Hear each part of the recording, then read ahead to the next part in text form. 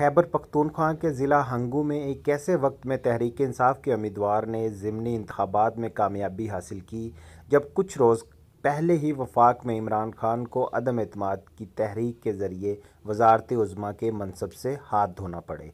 इसके साथ साथ कौमी असम्बली में तहरीक इंसाफ के 120 से ज़ायद मेंबरान ने इस्तीफ़ा देने का ऐलान किया है। इससे कबल इमरान खान ने अपोजिशन जमातों की तहरीक अदम एतमाद को अमरीकी साजिश करार देते हुए इस्लामाबाद जलसे में एक मुबैना ख़त लहराते हुए दावा किया था कि अमरीका उनकी खिलाफ साजिश कर रहा है, जिसके नतीजे में इमरान खान को वज़ारत उज़्मा से हाथ धोना पड़ा। इमरान खान ने पहले पेशावर फिर कराची में जलसों से खिताब किया और अमरीका समेत अपोजिशन जमातों पर तनकीद की। बाज़ सियासी माहिरीन का मानना है कि इमरान खान को मालूम है कि इनके इक़्तिदार का सूरज तब ही ग़रूब हुआ था जब इस्टेब्लिशमेंट ने न्यूट्रल होने का किरदार अदा किया। हंगू में इतवार के रोज़ कौमी असम्बली के हल्का NA 33 के ज़िमनी इंतखाबात हुए, जिसमें PTI के उम्मीदवार को कामयाबी मिली।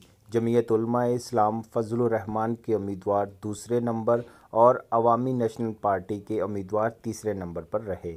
PTI के उम्मीदवार ने 20,772 वोट हासिल किए, जबकि उनके मद्दे मुकाबिल जमीयत उलमा इस्लाम फजलुर रहमान के उम्मीदवार ने 18,224 वोट हासिल किए।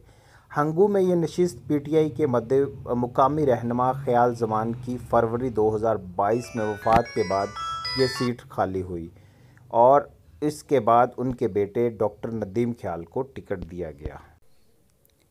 मुकामी ज़राए का ये कहना था कि इमरान खान की बतौर वज़ीर आज़म रुखसती और कौमी असम्बली से इस्तीफ़ों के बाद ये सीट पाकिस्तान तहरीक इंसाफ मुश्किल से जीती हुई नज़र आ रही थी और इसके बरक्स जमीयत उलमा इस्लाम मौलाना फजलुर रहमान ग्रुप की जीत वाज़िया नज़र आ रही थी। मगर ये जीत इमरान खान को उस बयानिए की जीत है जो कि उनका ये नारा है कि इम्पोर्टेड हुकूमत नामंजूर, और इसके साथ साथ इमरान खान के बयानिए की जीत है जो हंगू 33 में इमरान खान और पाकिस्तान तहरीक इंसाफ की जीत की सूरत में नज़र आई है।